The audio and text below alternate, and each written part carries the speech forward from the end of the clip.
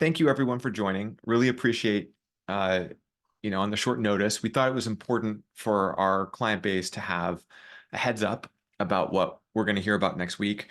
We have a good sense of the GARM process because we've been participating in it pretty much from day one. We do expect there will be some announcements of companies supporting the framework or building things that are aligned to sustainability. So I think we're going to see a new invigorated sustainability conversation with probably the most prominent company we expect to make an announcement is Google. We don't know what they're going to do, but they've been holding sustainability events for the past couple months, and we think they're gearing up for a pretty big announcement, which is exciting. So if Google's really leaning into this, it's going to be a big deal. So that's what I want to talk about today is, okay, it's a big deal, so what do we do? So basically, this is the theme, which is, sustainability into the mainstream. Like if this is a standard, we're all going to be able to expect this to happen. So I was thinking about industry frameworks in this context. So when there's an industry framework in general, it means it accelerates adoption of new metrics and technologies. It increases the market size dramatically, and it forces vendors to compete on how they do the metric and not what is the metric. So a really good example of that is viewability, where today, pretty much viewability and brand safety, both which have standards, have almost 100% coverage from advertisers and agencies. Someone told me yesterday, I would be fired if I didn't have a brand safety partner, which is, that's adoption. We have $2 billion public companies in this space, IS and DV. And I was going to say one large sale, but as of yesterday, not sure that's as good of a story about Moat selling to Oracle. And there's also, other private companies here. So very, very large. This has created a $10 billion market of value. And vendors are competing on integrations and data quality and how they productize these things, not on, just the pure, like, we have more a juicier metric. And I think a good counterexample is attention, where there's not a single metric. Adelaide has a proprietary metric, which, is great, but if you use a different vendor, you'll get a different metric. And so what we've seen is that without a standard or a framework, it's a cluttered, confusing space. And there's not even $100 million of attention revenue out there. And we've seen sporadic adoption, not because it's not a good idea, not because it's not important, because there's no framework. And so frameworks create big markets fast, super exciting, but it changes how we talk about sustainability as a ecosystem. And this is a client call, so we're all on the same team here. So we all have been doing this. We all believe in this. I'm not going to convince you of why it's important. Here's an example of how a framework works. IVT is the metric.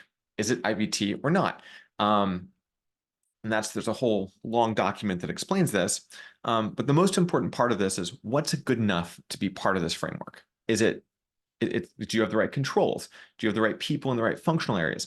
What's your audit process? So this is what you see with a framework. It's like, how do you comply? And then a vendor, I just chose human, they need to say, well, how does their model comply with the framework and how do they do what they do? So if you go to their website, they talk about some sources of data. They don't really explain how they do data quality. I mean, they say, trust us, which is a very typical thing for vendors to say. I'm sure they have more documentation and blog posts and so forth, but it's not like this is our process, but they're MRC accredited. So they don't have to explain it because they just say, hey, well, we do all the things they told us to. And then, what channels do they work in, what regions, what ad products, they explain this. And then we get to the actual data set itself. Is this user fraudulent or not? So the data set sits on top of all of these pieces. So we can imagine the same thing happening in sustainability. Why we need this, just to hit home on this, here's a quote we heard yesterday or day before. Some green startups aren't serious. They're confusing and black box. True. We can't let this be like privacy, where the industry framework took a decade and then didn't align with regulation. Amen. We have advertisers ready to get on board to do their media buying and internal carbon reporting, how do we connect these dots? How do we make sure that what we're doing in media ties to the internal carbon reporting and regulatory frameworks? These are really important use cases for sustainability.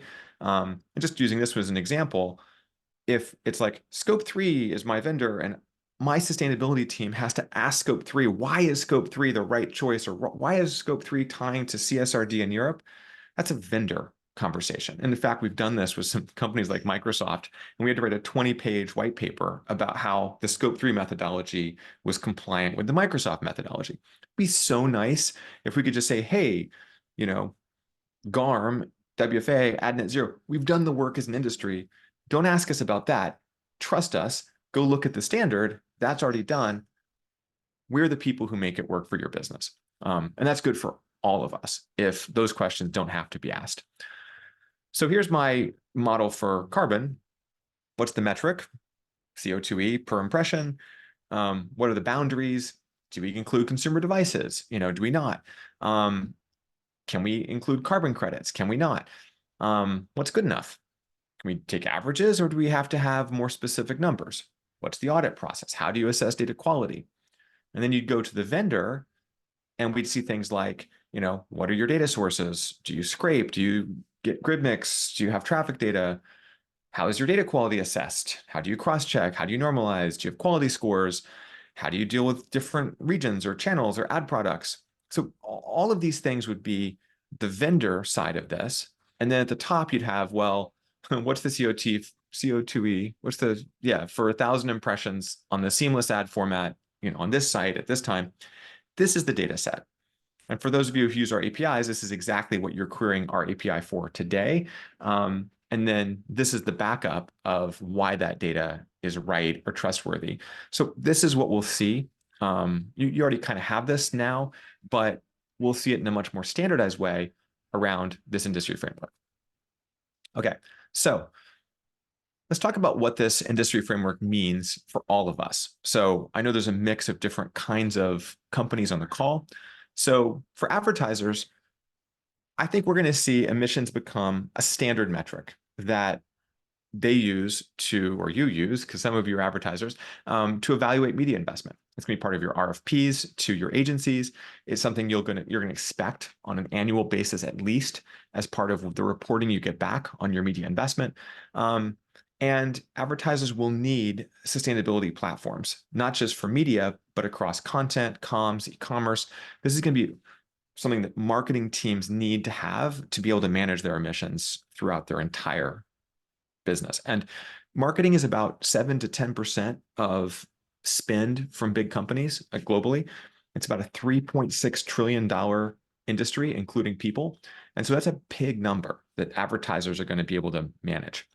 And that, of course, pushes down to the agencies. So I think that agencies are going to make sustainability a core competency.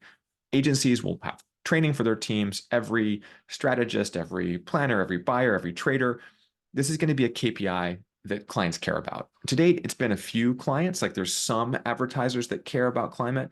This is going to become much more standardized, and we're going to see it really in every report because it's something that's critical to deliver. And if you think about a client with a net zero goal that needs to see that reduction over time, they need to know, where are we right now? Ad tech companies are going to have a huge opportunity to create features, right? To create green media products, to create green optimization, to provide always-on reporting. Today, sustainability has been more of a differentiator. So we see someone come out and say, hey, we're the first to have, a big green button in our DSP, which is amazing. Well, now every DSP is going to have a big green button. And so that means it's a different conversation. It's a much bigger market, but it's going to be less differentiated. So that's exciting for anyone on the call because you're way ahead. You already have credentials. You already work with Scope 3. I think it's a huge opportunity, but it's going to scale up pretty quickly. And finally, publishers. This is the moment to actually go be green. And for publishers on the call who've worked with us, you have this data, you know how to use it. Let's make sure that teams are trained. Let's make sure that, anything that would clean up the ad stack we've done. And I think the cool part of this is we're going to see profitability increase. We're going to see more money flowing down to publishers because this is going to actually optimize supply paths. And it's going to make strong incentives for the buy side to work directly with publishers and to take advantage of some of the unique capabilities publishers have. So I think publishers are actually the big winners with a framework like this. And I mean premium quality publishers in general. I think we're going to see a lot of the crap in the industry, and MFA being a good example of that. I think we're going to see a lot of either consolidation, which we've literally been seeing this week um, with Equative buying ShareThrough, or I think SeedTag bought Beachfront, or companies like Oracle saying we can't compete in this market. This is happening, and this is going to benefit publishers. So that's kind of my thesis. I'll have some more thoughts on this at the end. I have some specific strategy ideas for you to actually roll out over the next few weeks and months. I think just one more example before I turn it over to Gabby is, what does a real framework look like? And so this is an example of where we've taken the SRI framework, actually every single line. This is a much bigger spreadsheet. I just copied and pasted part of it. And we've taken what we do for each of these lines. So network usage consumption, kilowatt hours per gigabyte. They actually define this. Oops. And this is how we comply with those numbers. So this is sort of an example. So when a framework is mature, this is what we expect to see. And we'll publish this for GARM, we'll publish this for SRI, we'll keep doing this, but just to give you a sense of what a mature framework looks like. And then lastly, just to give you a sense of like how vendors operate on top of a framework. So we were competing on 2 years ago, we've got the best methodology. Well, that goes away because everyone has the same methodology. So I think it's useful just to see how vendors will differentiate on top of a framework. And by the way, these are things you can talk about as clients to say, hey, why we chose Scope 3 and why we trust Scope 3. But as an example, our model is open source. So even on top of the methodology, every calculation we use is documented in open source. And more importantly, every single property ad tech company we model is available publicly on scope3.com. So there's no mystery here. If you don't think our data is right, go look at it, look at the sources, and tell us why. I think this is a really powerful story. So if a black box vendor comes along and says, trust us, we have a great model, well, it's like, show us, let us see that model. And really important to support multiple frameworks because GARM is still draft and there's a lot of work to do to get it to be a real standard. What happens if a new regulatory process comes along? So someone says, we support GARM, like we're GARM compliant. Today, I'd be very skeptical because it's not a mature framework yet. And Gabby will talk more about that. Data verification. Today, we're rolling out Scope 3 verified badges to our publisher partners, which basically will show up in our interface that says, hey, we trust and believe in this assessment. This will actually roll out into our media reporting product. It'll be something you can see in our API. You can actually get a sense of how accurate is the data we're pulling. And this is really valuable if this is going to roll up into corporate reporting. You really want to push your partners to make sure, if you're a buyer, that they're getting assessed. And if you're a publisher or an ad tech company, this is a really powerful way to get your data to be incorporated into buy-side sustainability reports, to get credit, basically. And then finally, our model, the Scope 3 model, includes things like hourly grid mix data, proprietary ad formats, programmatic traffic shaping, all these details that make it much more accurate than competitors. Of course, we work with a lot more companies in the supply chain, so we just have much, much more data. We're going to be coming out with a lot of product marketing to help you tell this story. And of course, we'll be telling this story. But I think it's the kind of thing where even though the methodology is the same, it doesn't mean the model magically is good enough. And so we think there's still a huge amount of value for us from a product perspective, from a partnership perspective, and from a data model perspective to help our partners and clients be the most effective in the industry. Okay, so that's an overview. We're going to leave time at the end for Q&A, so feel free to put those in chat or ask questions as we go. But I want to turn it over to Gabby for a second to talk about what is the GARM framework, like what do we think is going to get announced next week. There's a press embargo until Monday or Tuesday, so please don't like copy and paste this stuff and put it on LinkedIn or whatever. But I think it's helpful to know what's coming. So Gabby, I'll turn it over to you. Thanks, Brian. Okay, so what is the GARM framework? So the GARM framework itself is a result as it exists so far, what we're going to see on Monday and what will be announced on Tuesday, of almost 12 months worth of work. So the process started way back in August of last year, where they sent out an RFI to organizations across the industry to get a sense of how sustainability was being measured, what people were using in order to have their own frameworks or methodologies. That then got brought together into what became 6 working groups that covered these 6 areas that you can see outlined here. Now, of these 6 areas that are outlined, only 3 of these areas are going to be surfaced on Monday and Tuesday by GARM. And those 3 areas are metric methodology, data collection, and GHG optimization and transparency. These are the areas that have been really concentrated over the last 3 to 5 months. And the way that process has worked is that there was an initial group that was stood up to work on these 6 channels. Then they came up with initial frameworks for the 6 channels that we are used to, the media channels. And that was given to the community, the GARM community, that involved organizations across the spectrum, all the stakeholders, including ourselves. And then there was a feedback process that began in March. And that feedback process has actually been a series of working groups working within each of these channels, working in each of these 3 areas to make sure that what had been provided originally was really focused on and kind of cleaned up to become something that could be the first iteration of GARM to be shared with the industry. There were over 60 organizations involved in that process, and it spanned everything from brands and agencies all the way through to ad tech platforms and sustainability organizations like ourselves. So we're very excited to have participated in this, to really have engaged with the rest of the industry and making sure that we feel that these are really thorough frameworks for the industry to start adapting and adopting. So, as I said, on Monday, what we'll see when the embargo lifts is essentially a PDF from GARM and Ad Net Zero have put together the framework. And that will include everything that covers these 3 areas. So I wanted to start by just saying what the framework is and what the framework isn't. So some of these points touch on some of the things that Brian has already said.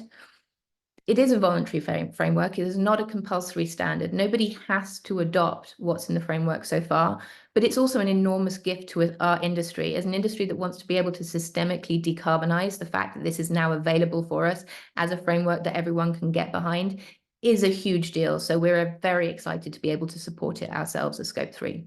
This is also a huge step forward for universal standards for our industry. As Brian pointed out, universal standards make a massive difference to adoption, and that's something we hugely support here. And it's not the only framework that is available for carbon emissions reporting in media. Obviously, there's still the SRI, and then we as Scope 3 have our original methodology. So as Brian mentioned before, over time, those will get absorbed into the GARM framework as it becomes more and more solid, and it becomes something that the industry can adopt as a whole. And finally, and I think this is the most important point, this is a work in progress. GARM have said themselves, this is the beginning. We're on the start of a journey. This is not a finished product. So when you see what's in the framework right now, and Brian alluded a little bit to what it looks like to have maturity in a framework, this is the inception. This is the beginning of what the framework will look like, and it will grow from this point. So none of this is a done deal yet. So what is coming on Monday? And then what is coming after that? Because it's not all going to be there when we see the embargo lift. So first of all, what we're going to see is we're going to see initial frameworks for each of the channels in media. So digital, out of home, TV, print, radio, and cinema. Now, it's worth saying that what GARM have said, so we believe to be the case, is that cinema isn't complete yet. So what we will probably see is only 50% of the framework for cinema. Now, each of those frameworks, the way that they are designed is they essentially show the boundaries of what is going to be included in the framework. There are some things that sit inside boundary and there are some things that sit outside. So for example, production has been put outside of boundary for now, but everything that sits inside of boundary is going to be outlined so that it can be measured accurately. So the idea is that whatever is inside the boundary for an ad's life cycle can be measured, recognizing the activity that happens in each of those areas within the boundaries. Now, on top of having the channel frameworks themselves, there are also going to be essentially two forms that are coming out. The forms are a response to an industry desire to really understand what people are engaging with when they are either engaging with companies saying, we are your supplier on the sell side, and they want to know, okay, well, do you have sustainability practices? Do you have like frameworks that you're already adhering to? Have you done any auditing or assessment processes against those frameworks yourselves?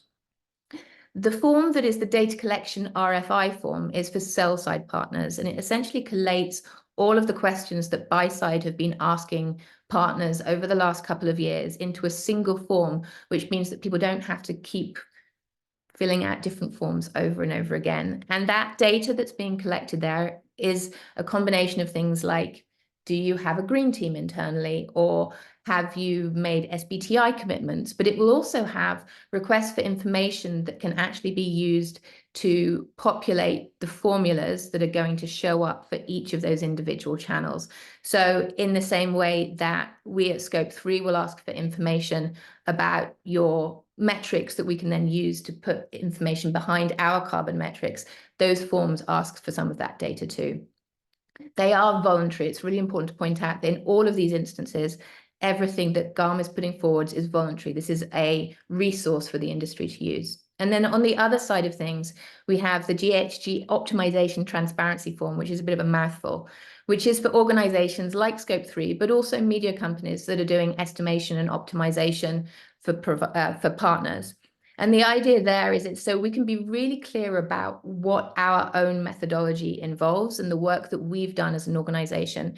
So whether that's like what methodologies or frameworks we use, or which markets or channels we support, but also really important things that we're very keen to promote within the industry, like the recency of data or the recency of our model or methodology. And again, in this instance, this is an opportunity for us to have that form available to supply to our partners so that our partners or prospective partners can look at the work we're doing and understand more about how our work and methodology actually operates. So what is the timeline for all of this?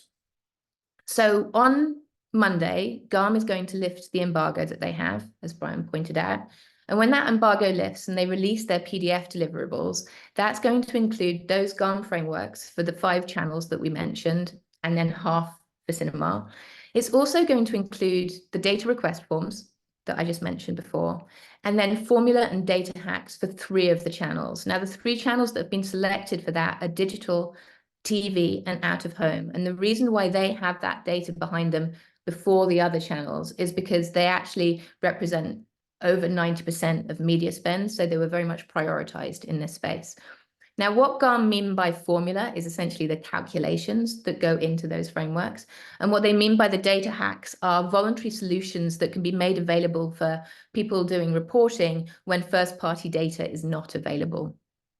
And then on Tuesday, June the 18th, GARM will have their official announcement, and that will happen in Cannes. So if you are in Cannes, it's going to be 12 p.m. in French time. So please do be there if you want to be there to see the announcement and hear it from their own mouths. And then after we've got that information through, there is going to be more of the framework being delivered. And that's at the moment, it's being suggested that will come around October, so Q4 of this year.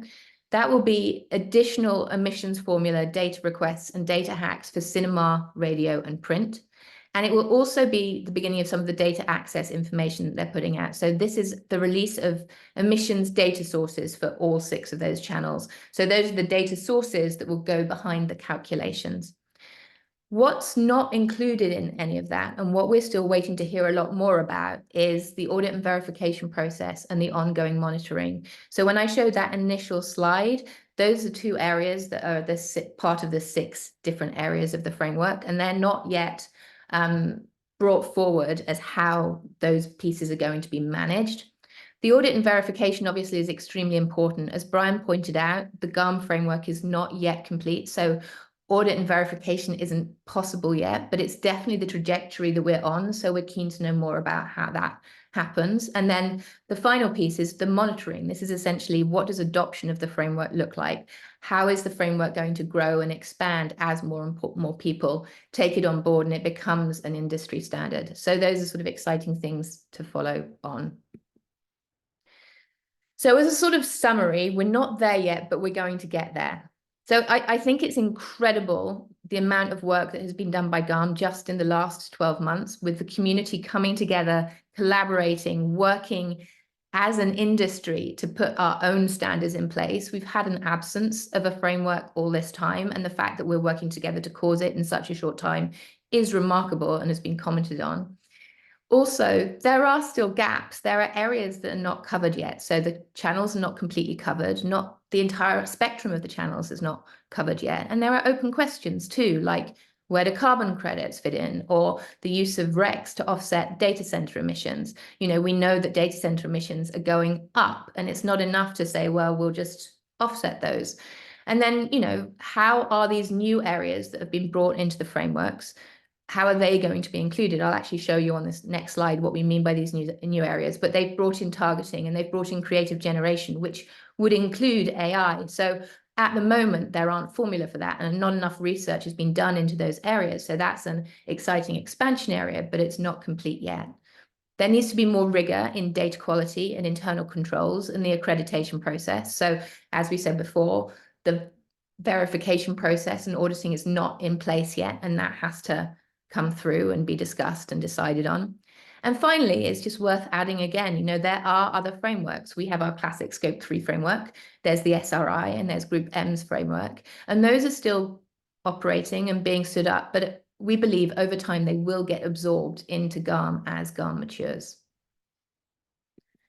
So I just wanted to finally leave you with this slide. This is a sort of breakdown of where the SRI framework has broken out the boundaries of specifically digital advertising. This is all digital advertising, this particular slide.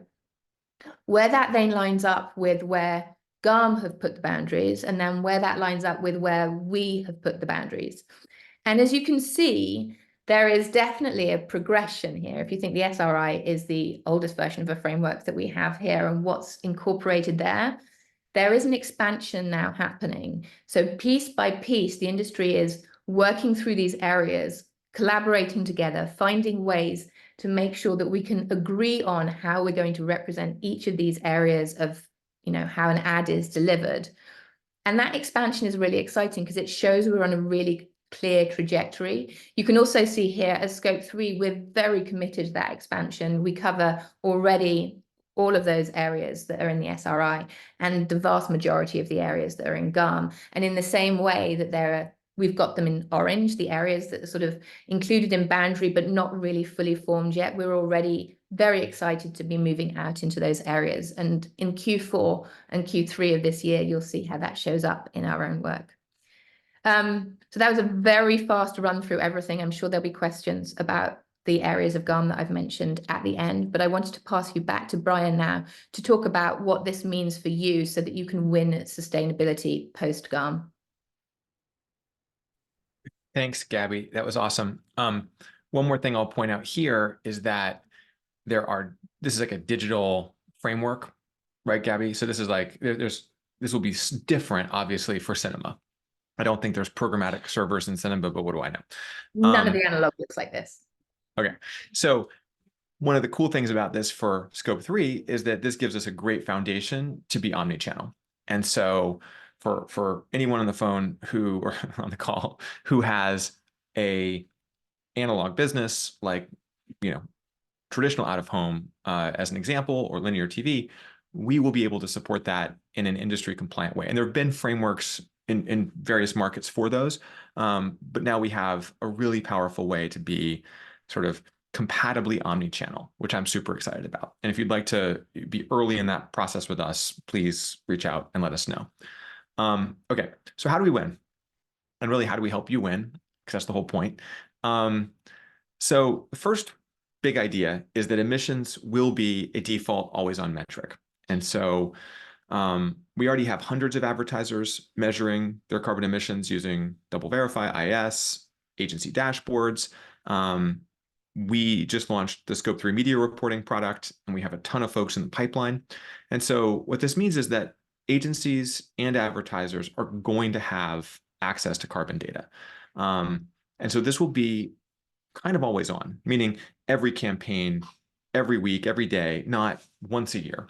And it also means that, if you look at things like this is a screenshot of our media reporting product, you can kind of see like the average carbon per 1,000 impressions gets interesting, or carbon per spend, or carbon per conversion, or carbon per ROAS. These are really valuable things that you can have if you're an agency or an advertiser. One key point, if you're on the sell side, if you're an ad tech company, or if you're a publisher, please upgrade to our new V2 APIs, because this is what feeds into the media reporting interface. And so this is really important just to make sure that we have all the data out to the advertisers. It's also a great moment to make sustainability a key part of media kits, upfronts, sales pitches, post-campaign reporting.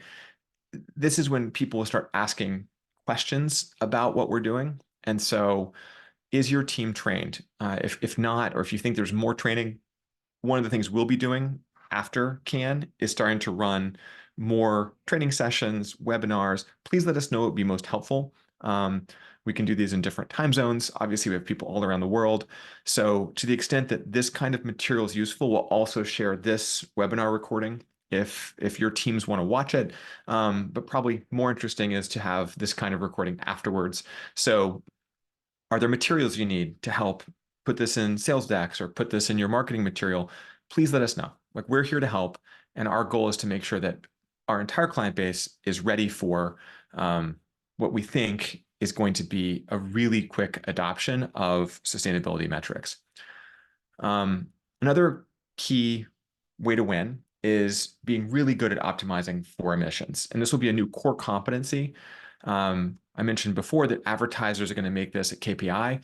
I also think we'll see more compliance questions from procurement teams and from sustainability leads inside enterprises about, how do the marketing investments tie back to corporate sustainability reporting, especially in Europe, California, Australia, anywhere where there's a regulatory requirement, this is happening. But that means we have to get good at optimizing for emissions, because they're going to want to know, hey, how do we get down to zero, or how do we significantly reduce these numbers every year? We just rolled out our emissions simulator where you can actually see the impact of making different changes. But I think inside the agency, the question is, who's in charge of this? Who's building the toolkits or the best practices? Who's the lead for this process of making sustainability a core competency? And if you're an agency, if you're an independent agency, you may not have that person yet. If not, we'd love to help you figure out the right kind of person for that. The holding companies all have people in sustainability leadership roles, but they're going to get swamped. And so I think it needs to actually be more localized. So just thinking about how to organize to make sustainability a core competency. I also think it's an opportunity for us as a community. So for folks who are working at publishers or working at ad tech companies, agencies always love it when we help train teams. And so this is a case where maybe that's an opportunity to, I don't know, go hold a session in an agency. I did this a couple of times last year where we just got 100 people from an agency together and just did a Q&A session or a fireside chat to talk about this and help people understand what's happening. And of course, doing that with a neutral perspective is always nice, not a why you should choose my product.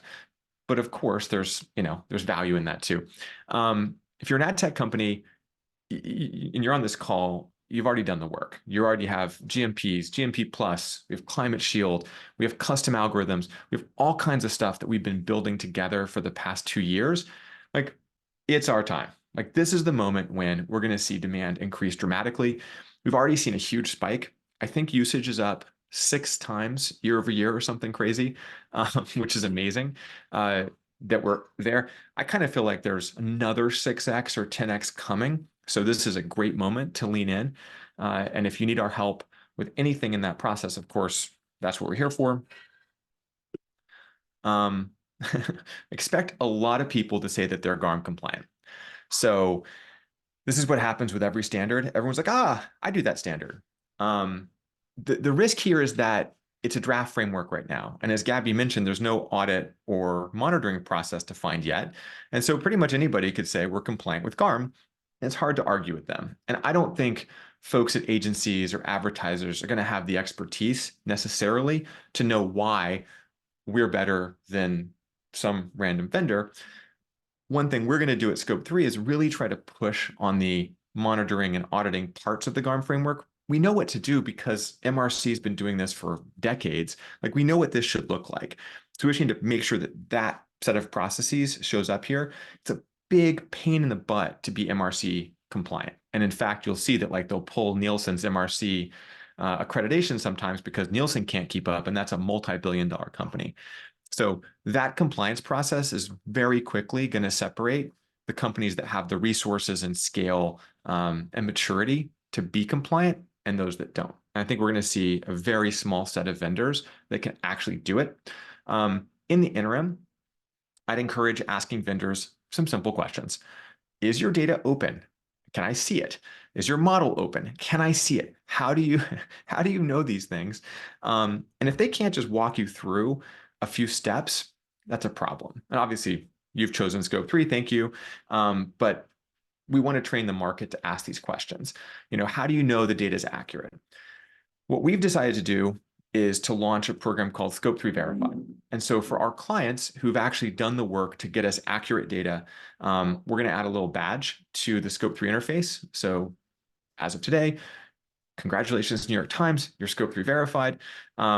This is our little verified icon. And actually, publishers are today, ad formats are today, and then we'll do this for ad tech companies soon. We actually got all the pieces. We just need to go roll it out. But I think this is going to be something that also helps in those sales materials to say, look, an independent has said, we are GARM compliant. We are GARM ready. Our data is accurate. Because I think self-reporting that, if you just said, hey, here's our data, we know from experience, and this not to diss the ad tech industry, but people don't always tell the truth or always have the most accurate data about themselves. And so I think that's where we move from being, sort of the standard, because we're not, we become the people who can really make sure that the data will meet not just the industry standard, but also the regulatory standard. And we can be part of an assessment or audit process from the sustainability perspective. So if someone says, are you GARM compliant? You can say yes, because we work with Scope 3. They've done the assessment process. They've verified our data is accurate. And if you want to know more, I can show you in the Scope 3 interface all the data that they have that makes you feel really confident that you're getting the right numbers from Scope 3. And if you're an advertiser or an agency, this is something you can start asking partners for. Hey, so-and-so, are you Scope 3 verified? And if not, could you please contact Scope 3 and go through that process? And by the way, this is not that different than B Corp. If you want to be, you could do all the things B Corp asks you to do, but you can't say you're B Corp certified. But if you go through the process, if you get audited, if you do the things, then you get the B Corp seal. So this is our version of that for the industry. And I think it's going to be really helpful to help separate, the companies that actually do the right thing from, that black box, confusing green company that I mentioned earlier in my holding company slide. So, that's sort of what I think is going to happen soon, and how I think we can all win is really leaning into the process. As I mentioned, post-CAN, we're going to have educational webinars. We're going to have training sessions. We're going to help do some content marketing for the broader industry. And we have a bunch of folks. If you'd like to work with us on this, by the way, if you'd like to publish, how to choose a carbon sustainability platform, or how to make sure that you're ready for the future of sustainability, we'd love to help. It doesn't have to be about us. It can be about the sort of industry situation. Please let us know, and we'd love to help you do that. And we've got a bunch of content that we're not going to use ourselves, but we can give you or help you use. And in fact, like that framework comparison slide from earlier in this deck, like feel free to borrow that. Happy to share that. And any of our materials we're putting together, let's figure out how to help you leverage those for trainings internally or externally. we really see ourselves as being a resource here for you. So just let us know what would be most helpful. Okay, final thoughts, and then we'll open up for questions. So there's a little Q&A link at the bottom if you want to ask them. I think that we're in the trough of disillusionment for sustainability and advertising. I think, maybe in Cannes 2 years ago, it was like, oh my gosh, we have to do this. And I think last year, maybe in Cannes was like the peak of sustainability hype. And I feel like the last few months, it really does kind of feel like we're in this trough of disillusionment, not just in the industry, but you see like backlash against ESG. You see people saying, this whole electric vehicle thing is overdone. They're just expensive cars for rich greenies. That's when you get down here. But the reality is, on every single metric that we watch, the quality of the products and the ability to deliver on a sustainable future that's actually cheaper and better, it's here. And I'll use EVs as an example. Like some of these Chinese EVs are half or a third the price of my Tesla, and they're just as good. They drive me from here to there. They're way cheaper to fuel. Like the idea that EVs are a bad investment is increasingly unrealistic. Oh, there's not chargers. Well, guess what? Charger networks are coming. Same thing's happening in advertising. All the things that we said 2 years ago we'd do, like providing always on reporting with a consistent industry standard, it's here. And so what's going to happen very quickly is we go into the slope of enlightenment, where companies start adopting this, where it becomes a standard. It's never going to be quite as hypey as it was 2 years ago, but that's good because hype doesn't sell product. Hype doesn't get people to change their behavior. Only adoption does. And that's where we are. All of you are early on this journey. The fact that you're on this call means you're in before we actually start scaling this out as an industry. And I think that's a huge advantage. I'd strongly encourage you to talk about it now and make sure it's clear to your clients and to your prospects that you've been on this journey from the beginning and you're ready. That's kind of how I feel about Scope 3. When I first met with Stefan Lork at Cannes 2 years ago and said the WFA should lead the standards process, that was kind of crazy because there was nothing. Like that's like down here being like, there's going to be a standard. He's like, what are you talking about? But look where we are. We have a standard. We have a framework. We have thousands of advertisers and hundreds of companies investing here. And we've been preparing this for 18 months. We've doubled the size of the company in the last 6 months. So we're 60 people, up from 30 in December. We're global.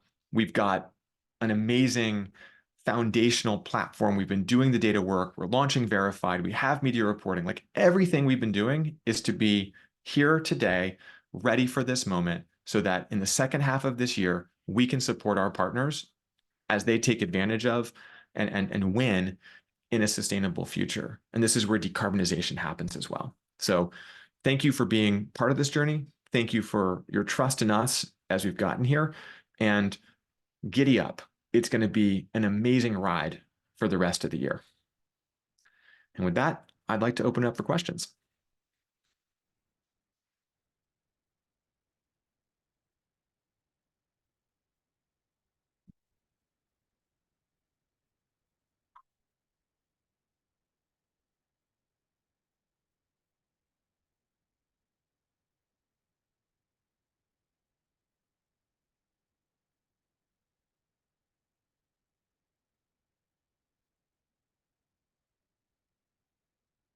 All right.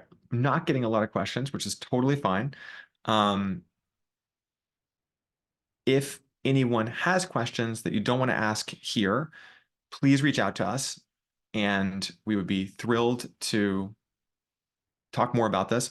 We'll hear a lot more, I think, from GARM and from the industry next week. And we will have a public webinar the week after Cannes that you're welcome to come to again, welcome to invite your teams to, and expect us just to have a number of these sessions where we try to help pull the industry along as GARM evolves.